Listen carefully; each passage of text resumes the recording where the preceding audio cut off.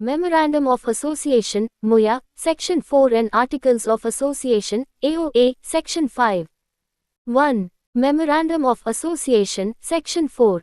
Meaning. The Memorandum of Association is the charter of the company. It defines the company's objectives, scope of operations, and relationship with the outside world. It sets the limits beyond which the company cannot act. Importance of MOA. Fundamental document, basis of incorporation.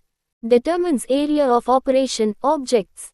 Protects shareholders by fixing the limits of authority. Acts as a public document, Sec. 399, outsiders can rely on it. Clauses of MOA. Under Tables AE of Schedule 1, 1. Name clause, unique name ending with limited.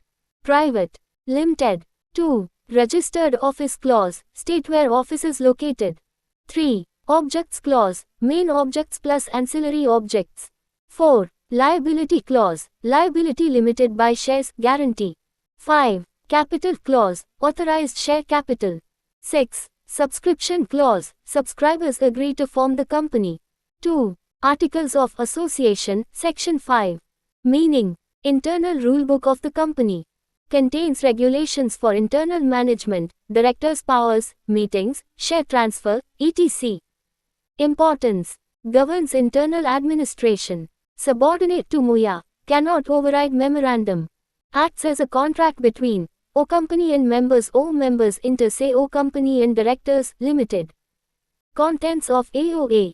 Share capital and variation of rights. Calls on shares. Transfer, transmission. Meetings and quorum. Appointment, powers of directors. Dividends. Winding up. 3. Registration and effects, Sec.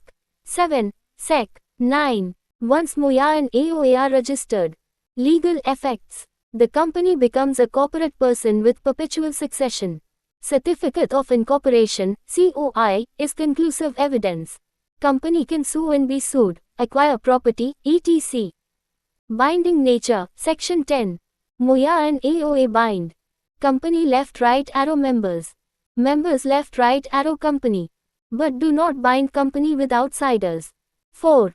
Alteration of Memorandum, Sections 13, 61. Allowed alterations. Name clause, by special resolution plus approval of central government, if change involves removal of, private, India. Registered office clause, or within same city, board resolution. Or one ROC to another in same state, special resolution. Or state to state, special resolution plus RD approval. Objects clause, special resolution plus filing with ROC. Liability clause, consent of members is essential. Capital clause, ordinary resolution, Sec. 61. 5. Alteration of articles, Section 14, 15. Articles can be altered by special resolution. Conversion of public left-right arrow private company requires central government approval for conversion to public. Old law. Now only for converting private right-pointing arrow public, approval is needed. Alteration must not, or be illegal, or contradict MOA, or be against public policy. B. Doctrine of ultra vires, critical analysis.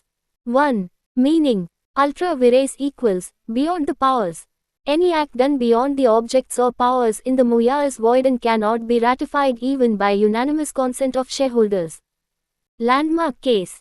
Ashbury Railway Carriage and Iron Company v. Riche, 1875. Contract outside object clause is void ab initio. 2. Rationale of the doctrine. Protects shareholders' money, capital used only for stated objects. Protects creditors, company cannot risk assets in unauthorized ventures. Ensures certainty of corporate capacity. 3. Types of ultra vires acts. 1. Ultra vires the company, MOA, absolutely void. 2. Ultra vires the directors but intra vires the company, shareholders can ratify.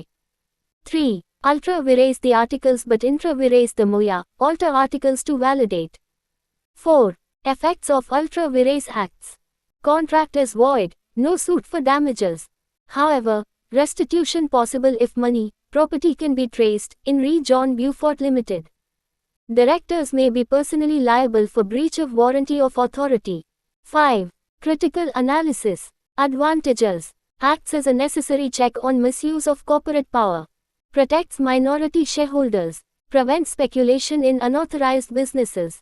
Criticisms. Too rigid. May invalidate beneficial transactions. Outsiders suffer even if acting in good faith. Modern statutes, like Companies Act, 2013, have diluted it, or companies can now state very wide objects, reducing practical application.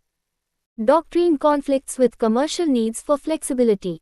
Modern trend. Many jurisdictions, UK Companies Act 2006, have practically abolished it. In India, although not abolished, ultra vires is rare because companies draft very broad object clauses.